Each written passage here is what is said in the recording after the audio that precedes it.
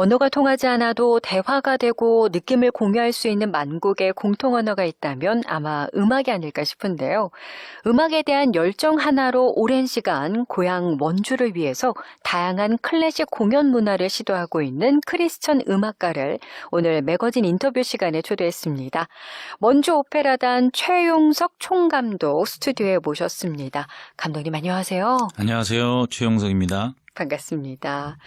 제가 원주 오페라단 총감독으로 소개를 했지만 음악협회 원주지부를 비롯해서 정말 다양한 활동들을 해오셨더라고요. 예, 원주지부에서 감사를 맡고 있고요. 예, 음악협회 원주지부랑 함께 이제 오랜 세월 같이 작업을 해왔습니다. 네. 원주 오페라단 이야기부터 해볼게요. 창단한 게 2008년이고 약 10년 정도 대표로 활동을 하셨죠. 예, 제가 첫 창단을 했고요. 예, 2008년도에 창단을 해서 10년 동안 대표를 했고요. 그리고 다른 대표님을 모시고 지금 현재 또 한 6년째를 맞이하니까 15년? 15년. 예, 이제 16년째를 맞이하고 있습니다.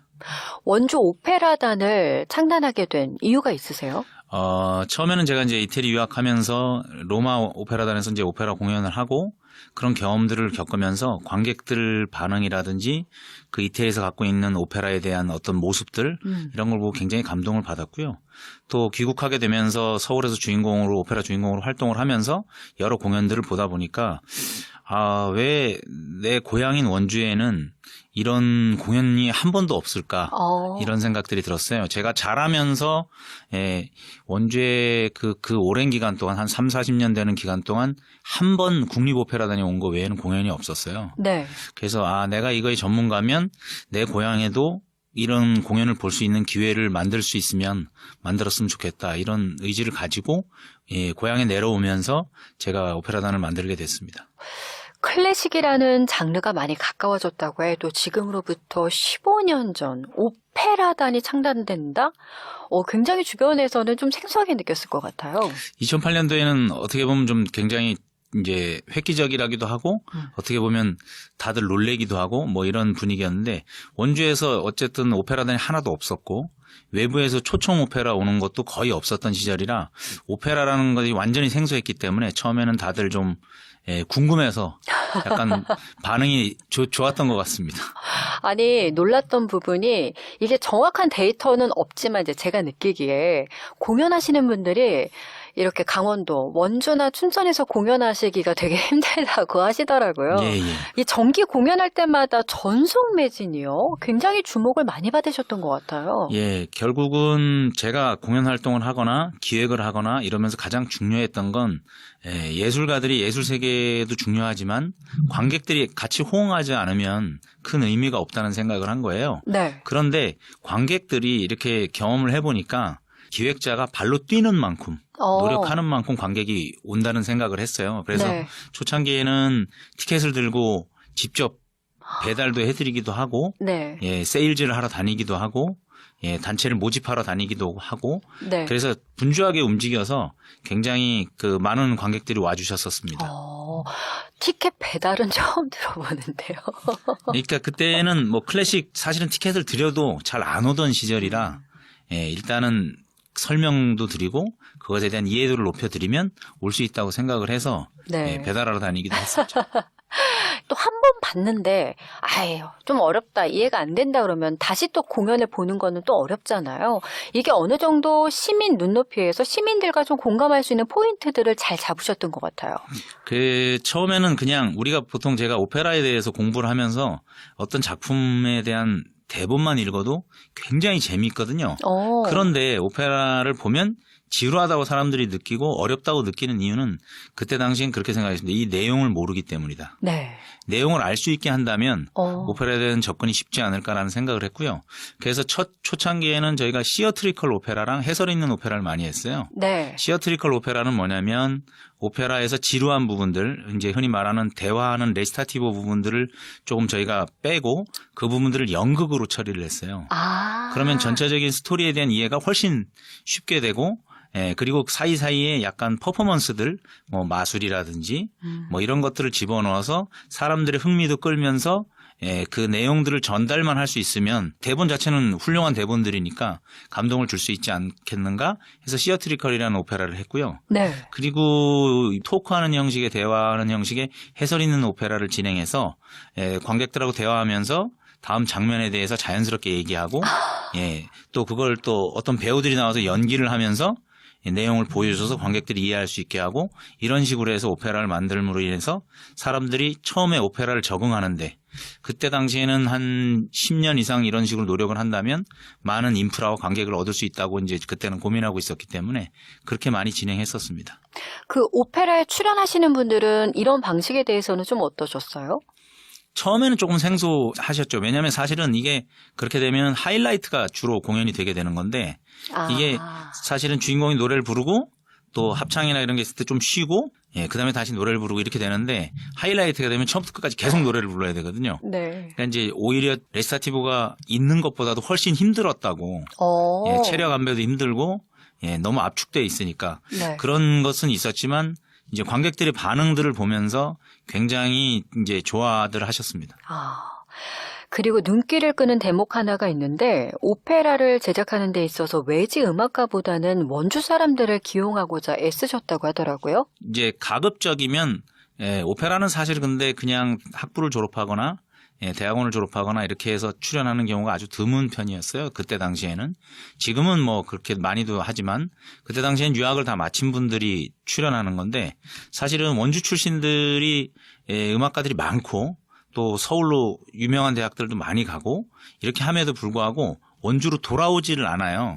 이유가 뭐냐면 원주에 무대가 없고 원주에서 원주 사람을 쓰는 시스템 자체가 없기 때문에 돌아오지 않게 되는 구조. 그래서 수도권에 머물게 되는데 저도 서울에서 이제 많이 활동을 했지만 외지에서 활동을 하다 보면 그 지역 출신이 아닌 것 때문에 많은 차별들을 받게 돼요. 그 지역 출신이 더 우대를 받고 많은 사람들이 차별을 좀 받고 이런 부분들이 있어서 저는 일단은 그런 부분들에서 원주에 고향을 둔 사람들이 좀 더 활동할 수 있는 무대를 만들어드리고 또 그들이 또 여기서 경력을 쌓아서 더 좋은 무대로 갈 수 있는 처음 시작점을 만들어드리고 이런 것들이 중요하다고 생각을 했기 때문에 작품을 만들면서 어느 정도 능력이 되고 조건을 갖춘 음악가라면 원주 출신을 대부분 기용하려고 노력했습니다.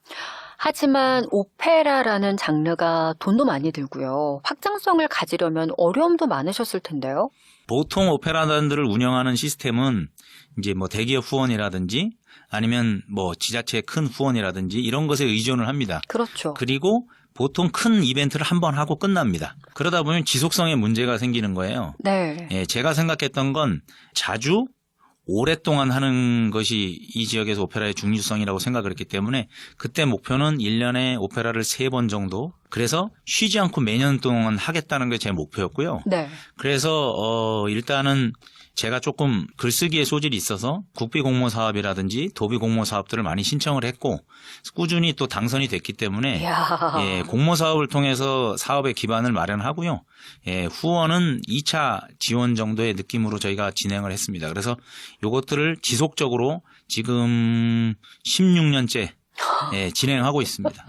아니 감독님의 역할이 어디까지예요? 초창기에 배달이라는 건 너무 웃긴데 발품도 팔아주시고 또 이렇게 공모전에서 또 이렇게 마련도 하시고 뭐 1인 다역을 다 하시는 것 같아요. 처음에는 이제 사실은 예산이 안정화가 되지 않고 부족했기 때문에 사실은 제가 기획 역할부터 시작해서 제작 역할 그리고 첫 작품에는 이제 주인공으로 출연까지 했습니다. 그래서 이제 여러 에너지를 쏟았지만 저희가 한 10년 이상이 되고 어느 정도의 단체가 갖고 있는 힘이 생기고 또 고정 관객들도 생기고 이러다 보니까 현재는 많이 분업화가 되었고요. 지금 대표님 역할도 대표님 이제 모신 대표님한테 잘 맡겨드렸고 저희가 오케스트라 부분도 원래 제가 지휘도 했었는데 지휘도 지휘자님 불러서 맡겨드렸고 네. 현재는 제가 연출하고 총감독 역할만 하고 나머지 부분들은 구성원들이 다 지금 진행하고 있습니다. 이야, 정말 많은 일들을 하셨네요. 감독님의 개인 얘기도 좀 나눠볼게요. 원주에서 고등학교까지 다닌 후에 세계적인 성악가들의 산실인 이탈리아로 떠나셨어요. 이때 이야기 좀 해주세요. 저는 이제 뭐 남들은 음악을 했다 그러면 다 부유한 집에 어느 정도 재정적 기반이 되었을 거라고 생각하지만 돈이 많이 굉장히 들잖아요. 집이 어려웠고요. 예, 그리고 또 한 20살 되던 해 아버님이 돌아가셔서 아, 예, 가장 어려운 시절이기도 했습니다. 그런데 그런 생각을 했던 것 같아요. 요즘으로 말하면 속된 표현으로 노가다라는 것을 띄었었는데 예, 공사 현장에서 일을 하면서 이렇게 평생을 사느니 하루를 살아도 하고 싶은 걸 하면서 행복하게 살아봤으면 좋겠다. 예, 그런 생각을 해서 그냥 더블백을 메고 네. 무작정 이태리로 날아가게 된 겁니다. 비행기 값만 모아서 그냥 가신 예, 거예요? 비행기 값만 모아가지고 겨우 비자를 받아서 예, 이태리로 그냥 사실은 그때는 집이 어렸어서 사계절 옷이 다 더블백 하나에 다 들어갔어요. 그래서 그 더블백 가방 하나에 뭐 청바지 2개, 티 3개, 뭐 잠바 하나, 네. 겨울옷 하나, 뭐 속옷 몇 장씩 이렇게 이게 전부의 옷이 전부였기 때문에 네. 가진 옷을 다 그 가방에 넣어서 들고 비행기도 이제 이태리 가는 비행기가 첫 비행기였는데 처음 비행기를 타보는 거였죠. 이게 요즘 영화에 네. 보면 뭐 신발을 벗고 타야 된다는 농담도 있는데 예, 그 첫 비행기는 비행기를 이태리 가는 비행기를 타고 예, 이태리를 무작정 날아갔었죠. 공항이 떨어졌어요. 그럼 그 다음은 또 어떻게 하셨어요? 그게 이제 그런 것들이 걱정됐었기 때문에 실제로 한국에서 그 이태리어 고급 과정까지 문화원을 통해서 공부를 했고요. 준비하셨네요. 예, 문화원이 이제 그때 당시에는 저렴하게 해주던 시절이어서 문화원을 통해서 공부를 했고 또 외국이나 뭐 비행기를 한 번도 안 타봤으니까 로마의 지도를 다 외웠습니다. 예, 지도를 다 외우고 교통수단을 싹 외워서 사실은 그 맵이 다 머릿속에 있는 상황이어서 대중교통을 이용해서 네. 예, 예약해놓은 숙소까지 무난히 갈 수 있었습니다. 무서운 분이시네요. 야, 아무리 해외 나가는 게 처음이라고 하더라도 그 정도의 준비까지는 엄두를 내지 못했는데. 아니, 그때는 잠이 안 오더라고요. 불안하니까. 그렇죠. 예, 불안하니까 뭐 다른 방법이 없잖아요. 뭐 돈도 없고 뭐 아무것도 없으니까 다 외워서 가겠다. 이런 의지였죠. 그러면 그렇게 이탈리아에 도착을 하셔서 바로 음악을 공부하지는 못하셨을 거 아니에요?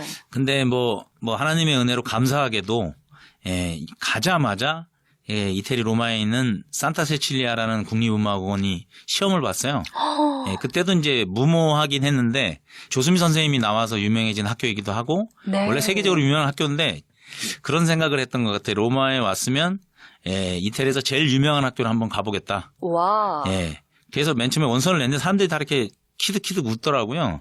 그래서 왜 웃나 그랬더니 몇 년씩 준비한 사람들도 잘 못 들어가는 거예요. 예, 그리고 거기에 있는 교수님들한테 레슨도 받아야 되고 뭐 이런 거였는데 네. 촌에서 강원도에서 온 애가 무작정 서류를 넣고 가겠다고 했었는데 놀라운 은혜로 넣자마자 합격을 했어요. 우와. 예, 그래서 합격을 네. 해서 바로 입학하게 됐죠. 이야, 멋지세요. 그래서 학교를 다니게 됐고 네. 또 그때 당시에는 유럽은 학비가 없어서 공짜예요. 제가 유럽을 다행이네요. 선택하게 된 이유도 거기에 있는데 네. 학비가 없어서 공짜인데 대신 매 과목마다 시험을 봐서 시험에서 떨어지면 예, 학교에서 퇴학 처리가 됩니다. 예, 그래서 공부할 사람만 하고 아닌 사람들은 이제 나가라는 거죠. 예, 그래서 학교에서 나가게 되면 안 되잖아요. 그래서 안 되죠. 예, 과목 시험마다 목숨을 걸고 전투에 임하는 마음으로 학교를 네. 다녔던 것 같습니다. 지금 생각하면 네. 굉장히 좀 유럽도 느끼고 즐기면서 이렇게 학교를 다녔으면 좋았을 텐데 그때는 전쟁터에 나가는 전사 같은 마음으로 학교를 다녔었습니다. 학비가 무료이면은 거기서 숙식도 되는 거예요? 숙식은 안 되고요. 그러니까 학비가 무료고 학교에서 제공되는 것들이 다 무료다 보니까 자기가 거기 체류하는 비용만 있으면 되는 거예요. 그래서 저는 이제 돈이 좀 없었기 때문에 그때 당시에 이삿짐 날라주는 알바라든지 네. 예, 관광 가이드 하는 알바라든지 네. 이런 알바들을 계속 하고 있었죠. 아니, 유럽을 즐겨본 적도 없는 사람인데 가이드를 하셨어요. 예, 그것도 이제 뭐 책을 다 외우면 에피소드인데 사실은 장소에 한 번도 가본 적이 없는데 가이드를 처음 가게 된 거예요. 그래서 책에 나와 있는 사진하고 그걸 다 외워서 현장에 가서 첫 가이드를 했던 기억이 납니다. 와, 진짜 재밌는 분이시네요. 정말 리얼하셨을 것 같아요. 예, 좀 이렇게 이야기랑 이런 걸 좋아하는 성격이라 사실은 오신 분들하고 되게 잘 좋게 진행됐던 것 같습니다. 이야, 그 유학생으로서의 그 어려움들 좀 어떤 게 기억이 나세요? 가장 큰 거는 뭐 금전적인 문제죠. 아무래도 예, 끊임없이 알바를 하고 끊임없이 일을 했었지만 유학 도중에 제가 이제 결혼을 했는데 오. 네, 첫 아이가 생긴 거예요. 그러다 보니까 양육을 해야 되잖아요. 분유값이 없어가지고 좀 애먹었던 그런 막 어서 구하지 막 이러면서 어머나. 굉장히 하늘을 쳐다보면서 한숨을 쉬면서 네. 고민했던 시간들이 좀 있었어요. 근데 다행히도 또 그때마다 묘하게 또 하나님께서 채워주셔서 그때마다 또 먹고 살 만큼만 야. 많이 주시지는 않고 딱 먹고 살 만큼만 주셔서 예, 생계연명을 하면서 잘 지냈던 것 같습니다. 너무나도 치열한 삶이었을 것 같은데 굉장히 어려운 과정이 있었음에도 로마 로얄 오페라 등 이 현지에서 굉장히 능력을 인정을 받으셨다고요. 제가 일단은 오페라 유학 가가지고 7년 중에서 한 4년 정도는 많은 알바를 하면서 너무 고생을 했었는데 뒤에 3년 정도는 감사하게도 통역을 하게 됐어요. 그래서 통역을 하면서 어느 정도 생활비를 벌 수 있는 상황이었고 네. 그러다 보니까 제가 자연스럽게 어떤 도전을 할 수 있는 기회가 그러니까 오디션을 보거나 이런 것들도 사실은 금전적인 게 따라주지 않으면 가서 숙박해야 되지 반주자 데려가야 되지 뭐 이런 여러 가지 문제들 때문에 네. 어려움이 있었는데 그때 당시에는 통역을 해서 어느 정도 생활비를 벌 수가 있어서 도전을 하게 됐죠. 그래서 도전을 했는데 또 감사하게도 라트라비아타 주인공 오디션에 합격을 해서 그 오페라로 데뷔를 하게 됐습니다. 이야. 이렇게 이제 점차 현지에서 승승장구하실 것 같은데 갑자기 왜 귀국을 하게 되셨어요?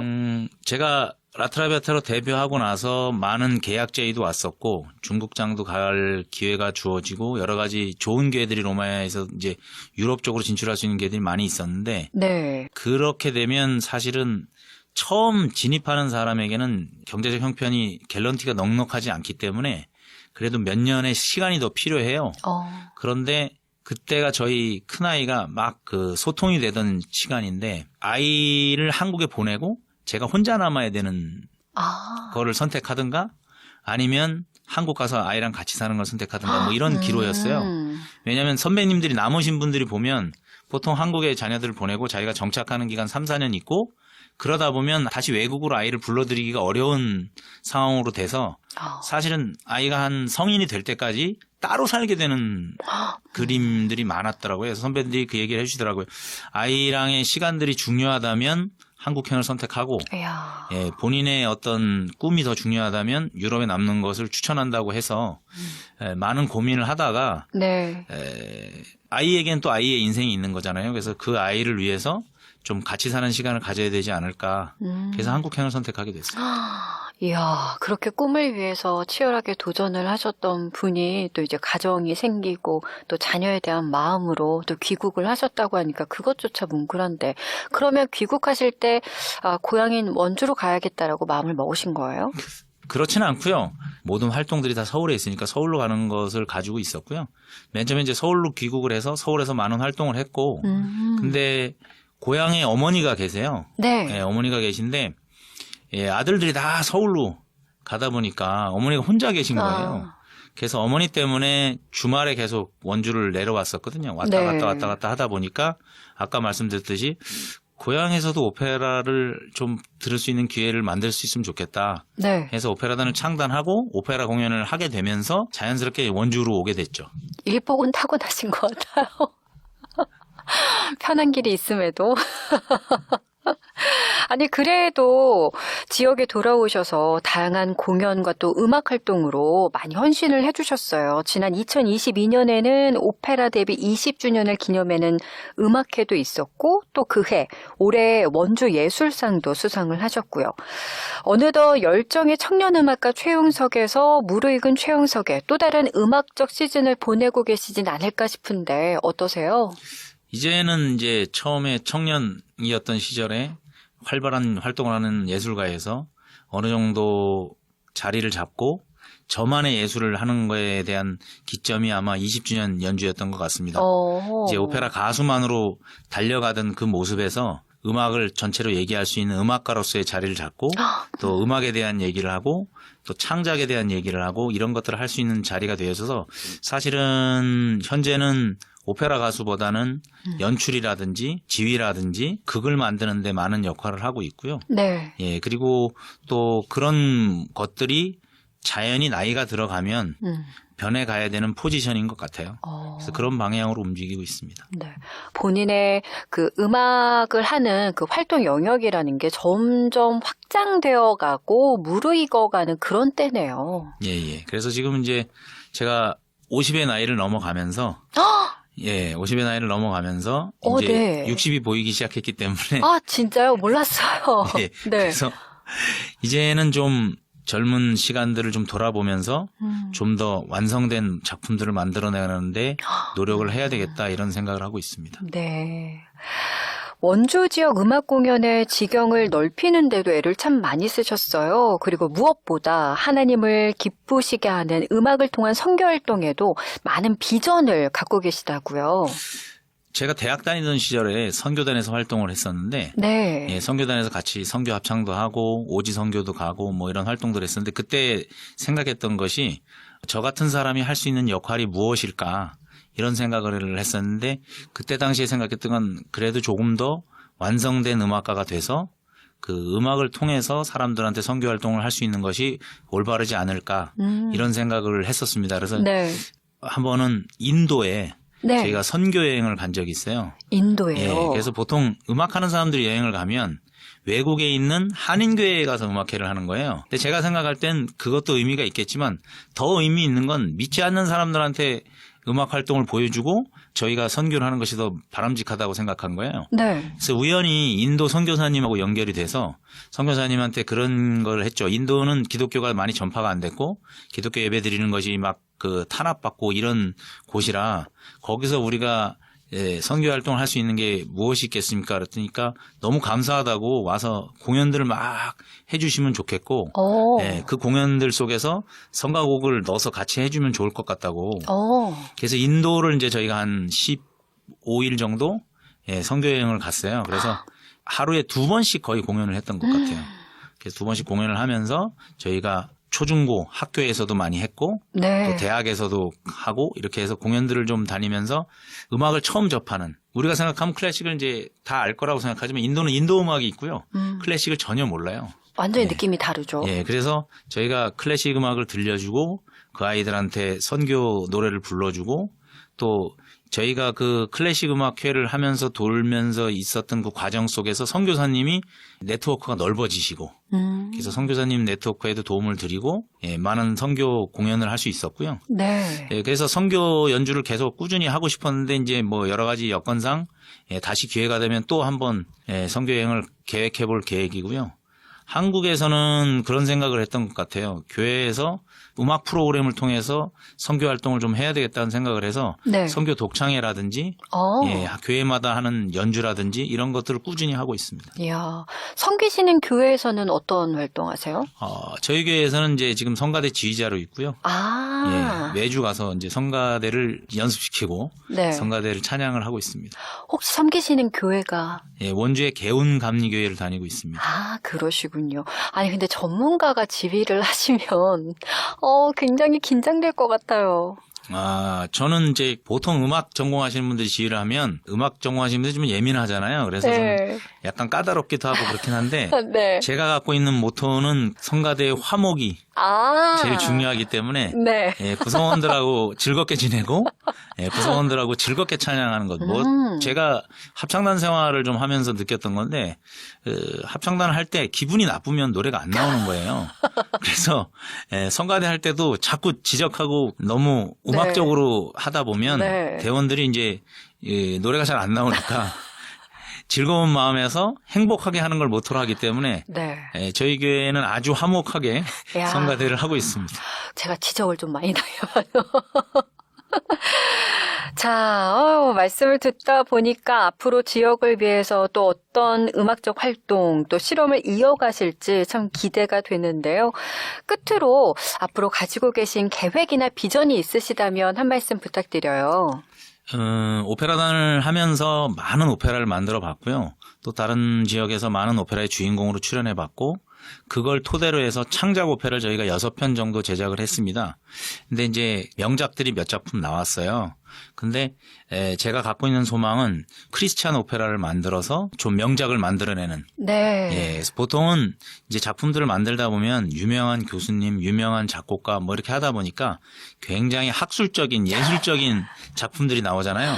네. 근데 저는 좀 사람의 가슴을 울릴 수 있는 음. 저희 크리스찬 오페라를 좀 만들어내는 게 가지고 있는 남아있는 더 꿈입니다. 진짜 보고 싶어요. 그 꿈을 우리도 빠른 시일 안에 만날 수 있도록 우리 감독님을 위해서도 기도를 열심히 응원하도록 하겠습니다. 감사합니다. 네, 오늘 이렇게 귀한 시간 내주셔서 감사합니다. 고맙습니다. 예, 감사합니다. 네, 지금까지 원주 오페라단 최용석 총감독과 말씀 나눠봤습니다.